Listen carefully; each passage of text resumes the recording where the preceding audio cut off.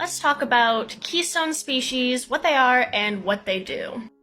So I've mentioned many times in multiple other videos keystone species, but I haven't really talked about, kind of defined them at all.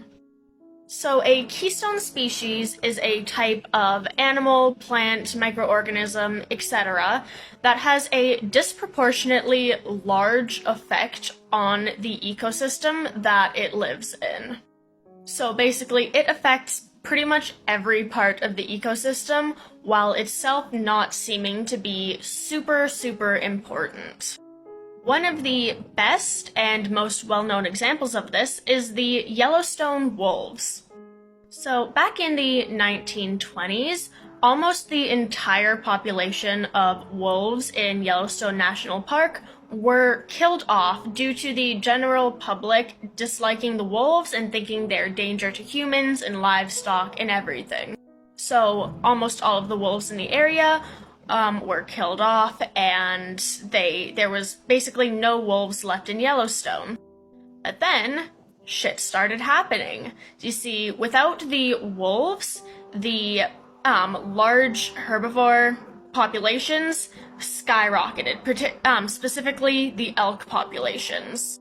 Because the wolves' function in the ecosystem was to control the elk populations. So with no wolves, there was nothing keeping the elk in check, so they just started reproducing crazy fast, and soon their population grew to unsustainable levels. This is bad because with all of the elk, there is not enough food to actually sustain this population because all of the elk were eating it all, and so there was not enough food and plants to sustain the elk, as well as this had an effect on the other animal populations, such as other large herbivores being outcompeted, as well as smaller herbivores not having access to that food either. So basically, the entire ecosystem around Yellowstone National Park started to crash. And then the people in charge were like, oh god, oh no, because you don't want that to happen, especially in a large and important national park. So the wolves were reintroduced, the wolves started killing off the elk, which brought their population back down to sustainable levels, and the ecosystem was allowed to recover. So this is a very obvious example, but keystone species aren't always things such as large predators like wolves that are very obvious. Sometimes they are less well-known and less observable things. There are quite a few insect species that are considered keystone species, some of the most obvious ones being bees and other pollinating species such as butterflies, like on my shirt. So obviously pollinators are very important in the ecosystem, and so they are absolutely keystone species, but there are also less obvious insects. For example, the dung beetle. And when you see this, you're like, ew, why are these guys important? Nobody cares about dung beetles, which is the problem, because they are super important.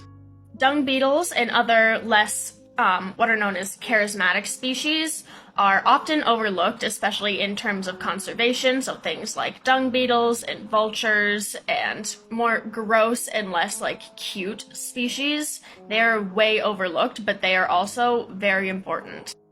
Dung beetles and other cleanup species like vultures serve a very important role in the ecosystem by cleaning up stuff. For example, shit.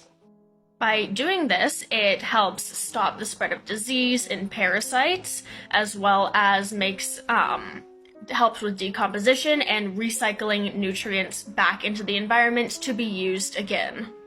So if cleanup species such as dung beetles were removed from the environment, there would be a large spread of disease and parasites and just waste and toxins throughout the environment that would have a large effect on the larger ecosystem.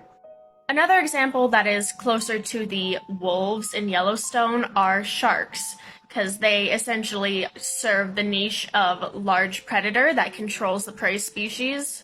And so, again, without sharks controlling smaller species, then those smaller species would overtake, use up all the resources, and cause ecosystem collapse, which is even worse in oceans because ocean ecosystems tend to be way, way more delicate and take a lot longer time to recover and may not actually even ever recover.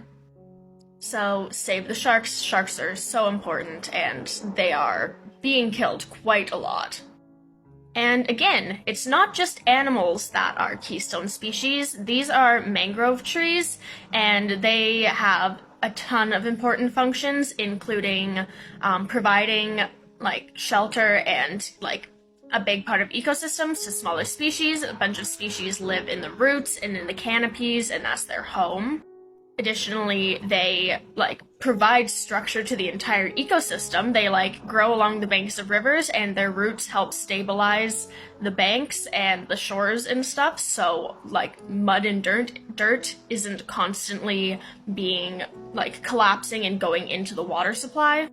So it provides the entire infrastructure of the ecosystems they're in, as well as habitat for the animals and plants and other things. Additionally, I'm not sure, but I think it also helps to filter toxins out of the water as well. So again, plants can also be a keystone species, even though they're just that's a treat. What's so special about that? Another keystone species that I've mentioned before in my video about the Great Bear Rainforest and my video on them specifically in Endangered Species Spotlight is the sockeye/kokanee salmon. They're a very important food source for the ecosystem as well as cycling nutrients through, so they are definitely a keystone species. But what's interesting about the salmon is they are both an environmental and a cultural keystone species. So a cultural keystone species is a species that is very important culturally, not just environmentally. So the salmon, they qualify as that because they're a big cultural part in many indigenous groups and providing food and culture surrounding them. Another cultural keystone species, while not necessarily being environmental, are horses. So horses, throughout most of history in areas that at least had them, until the industrialization and the popularity increase of cars, they were used for literally fucking everything. For transportation, for pulling plows and helping with agriculture, even just culture enjoyment, just recreation. Horses were a massive part of life, and up until pretty much a hundred or so years ago, they were used in everything until cars became the dominant form of transportation and all of that.